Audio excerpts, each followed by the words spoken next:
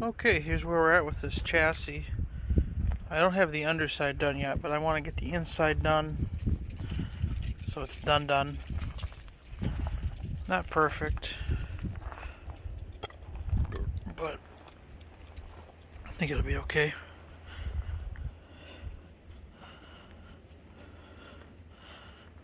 I was looking at this. I bet you they ran into a tree or something, because underneath here is pretty beat up too. So let's get the new coat on.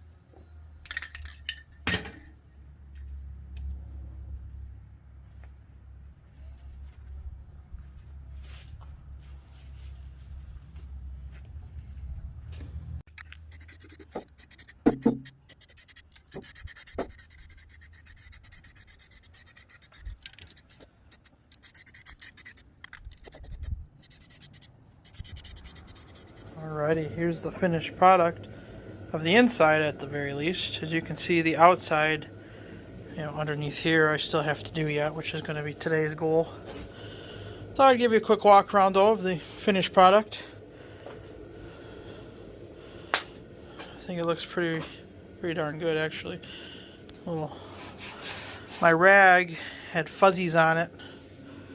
It's hard to tell, you can see there, but you know what? From a few steps back. It's fine. I'm not too worried. The engine's going to be right there. In here, I did the best that I could, you know. What can you do? Unless you sandblast it. I might do a little bit of touch up over there. In the corners, perhaps. I gotta do some underneath there.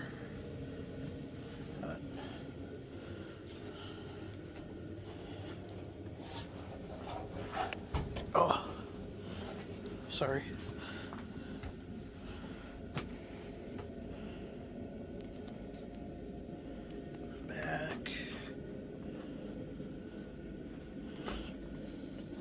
This side looks a lot better.